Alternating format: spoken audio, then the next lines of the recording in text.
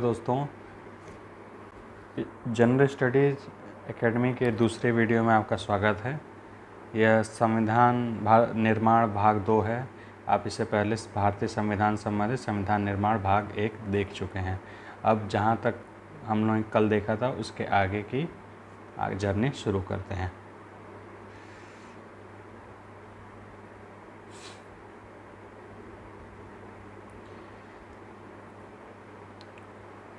ठीक, अब देखते हैं कि संविधान सभा जब निर्माण हुई थी उसमें कुछ समितियां भी बनाई गई थी। समितियां कुछ स्पेसिफिक काम के लिए या उसमें क्या दायित्व दिए गए थे, कुछ कमेटीज़ बनाए गए थे, उनको दायित्व अलग अलग दिए थे, उसके अध्यक्ष अलग थे, सदस्य अलग थे। वो पूरे स्ट्रक्चर में संविधान का जो पूरा स्ट्रक्चर था उसको निर्धारित करने का काम करते थे। जैसे कुछ लोगों को दिया गया है मूल अधिकार के बारे में, वो अपना पूरा प्रारूप तैयार करते थे, क्या उसमें हो सकता है या कुछ एक मोटे तौर पे तैयार किया जाता था। उसी तरह बहुत सारी समितियों का निर्माण किया गया था और यह एग्ज़ाम में बार बार पूछा जाता है कि कौन सी समिति के कौन अध्यक्ष या सदस्य रहे हैं। तो कुछ महत्वपूर्ण समितियों का हम लोग यहाँ पे देखेंगे और ये जो समितियाँ हैं वो अक्सर एग्ज़ाम में आती रहती हैं, वही नोटेड हैं यहाँ पे। तो पहला देखते हैं जवाहरलाल, जैसे कि मैंने इसको व्यक्ति वाइज नोट कर रखा है जिससे कि याद करने में आसान हो कि एक व्यक्ति ने ये समितियों में अपना योगदान दिया है। तो फिर देखते हैं ऐसे ही जवाहरलाल नेहरू का सबसे पहले देखते हैं। जवाहरलाल नेहरू ने संघ शक्ति समिति, संघीय संविधान समिति और राज्यों के लिए समिति में अध्यक्ष के रूप में कार्य किया था। अब इसको देखिए, हमेशा ध्यान देने वाली बात यह है कि लोगों को कन्फ्यूज़न होता है राज्यों के लिए समिति और प्रांतीय संविधान समिति, दोनों अलग चीज़ें हैं। ये दोनों डिफरेंट है। ये प्रांतों की बात ये भी कर रहा है राज्यों के लिए, लेकिन ये दोनों ही अलग अलग हैं। इसके अध्यक्ष थे सरदार पटेल और राज्यों के लिए समिति जो थी उसके लिए जवाहरलाल नेहरू थे। तो इसको याद करने का तरीका यह है कि दो संघीय चीज़ों का है और एक राज्य का है। ठीक है, अब आते हैं सरदार पटेल पर। सरदार पटेल का सबसे महत्वपूर्ण प्रांतीय संविधान समिति और मौलिक अधिकारों और अल्पसंख्यकों के मामलों से संबंधित परामर्श समिति। मौलिक अधिकारों और अल्पसंख्यकों से संबंधित जो समिति थी उसके दो उप समितियाँ भी बनाई गई थी। मतलब कि उस कमेटी की दो उप कमेटी थी जो कि उस मामले में उस कमेटी को हेल्प करती थी। जैसे कि मौलिक अधिकार की एक उप कमेटी थी जो कि जिसके अध्यक्ष थे JB कृपलानी। ये ध्यान रखिएगा, उप समिति के अध्यक्ष थे। मौलिक अधिकारों और अल्पसंख्यकों संबंधी मामले के अध्यक्ष अगर पूछा जाए तो सरदार पटेल हमेशा होंगे, लेकिन उप समिति अगर पूछा जाए तो JB कृपलानी। और अल्पसंख्यक के माइनॉरिटी के लिए जो उप कमेटी थी उसके HC मुखर्जी अध्यक्ष थे। HC मुखर्जी, ठीक है, दोनों को महत्वपूर्ण है, ध्यान रखिएगा दोस्तों। फिर आगे चलते हैं डॉक्टर राजेंद्र प्रसाद। डॉक्टर राजेंद्र प्रसाद का बहुत सिंपल है। आप लोग जैसे अभी हम लोग देख रहे थे कि राष्ट्रीय ध्वज उनके चुने जाने से कुछ पूर्व ही 24 जनवरी को चुना गया था। फिर इसी तरह मतलब उस क्रम में याद रख सकते हैं कि राष्ट्रीय ध्वज और संबंधित जो मामले थे उनके अध्यक्ष डॉक्टर राजेंद्र प्रसाद थे।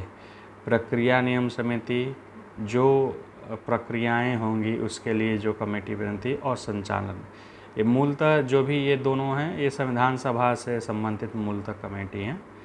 तो ये तीन कमेटियों के अध्यक्ष रहे थे डॉक्टर राजेंद्र प्रसाद। ये सबसे ज़्यादा इम्पोर्टेंट है। अंबेडकर, ये बार बार पूछता रहता है, ये हमको लगता है हर एग्ज़ाम में ही आता है।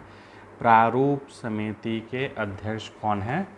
तो अंबेडकर जी हैं इस समिति के अध्यक्ष। इसमें देखिए 6 सदस्य थे और एक अध्यक्ष, में टोटल 7 लोगों का ये कमेटी था, जिसमें 6 सदस्य थे और एक स्वयं अध्यक्ष।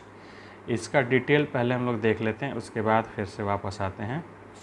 जो प्रारूप समिति थी, इसको 29, ये डिटेल में इसलिए बता रहे हैं क्योंकि इसमें एग्ज़ाम में ज़्यादा डिटेल से क्वेश्चन पूछता है, तो इसका डिटेल रहना ज़्यादा ज़रूरी है। प्रारूप समिति में 29 अगस्त 1947 को गठित की गई थी। इसका काम था नए संविधान का प्रारूप तैयार कर, प्रारूप मतलब कि एक स्ट्रक्चर तैयार करना कि क्या क्या होगा। इस जैसे होता है ना, घर बन रहा है तो उसके ढांचे तैयार करना पहले, फिर उसके बाद दीवार वाल बनेंगे, उसमें डिटेल डाले जाएंगे। पहले ढांचे तैयार करना, क्या ढांचा होना चाहिए हमारे संविधान का, तो इसलिए इनको दिया गया था। इसीलिए ये सबसे महत्वपूर्ण भी है, नए संविधान के प्रारूप का तैयार करना। इसमें जैसा बताया मैंने पहले, 6 सदस्य और एक अध्यक्ष, जिसमें अध्यक्ष थे डॉक्टर अंबेडकर।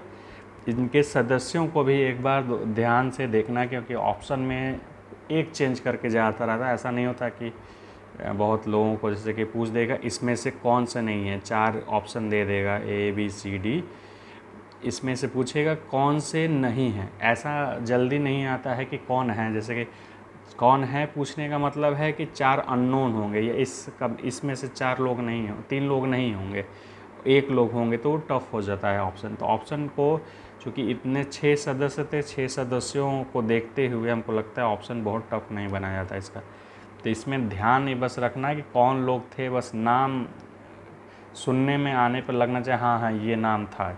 जैसे कि N गोपालास्वामी आयंगकर, अब Alladi Krishna Swami Iyer, doctor KM Munshi, Syed Mohammad Saadulla, M Madhav Rao, TT Krishnamachari, ये 6 सदस्य थे।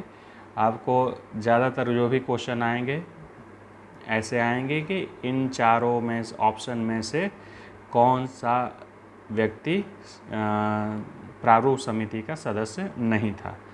तो इस तरह आप लोगों को ध्यान रखना है। इसको जैसे कि आप रटने की ज़रूरत नहीं, इसको बस 2-4 बार देख लीजिए, बार बार इसको देखते रहिए। ये जैसे ही कुछ ऑप्शन दिखे तो आपको याद आ जाए कि अच्छा इस टाइप का नाम वहाँ पे था।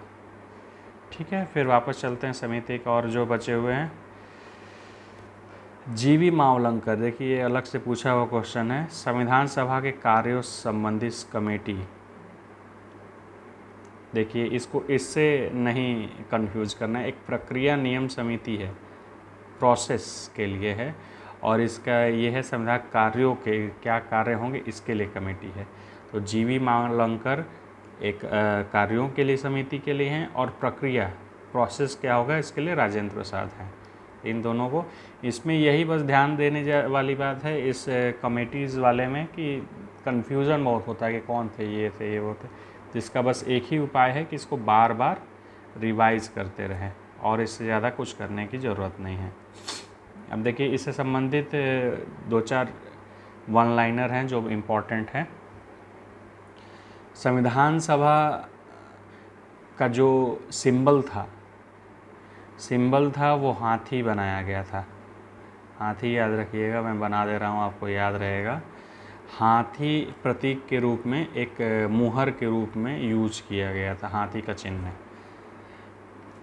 BN राव संविधान से संवैधानिक सलाहकार, ये पहले भी मैं बता चुका हूँ, पहले जो पिछला वाला वीडियो था उसमें।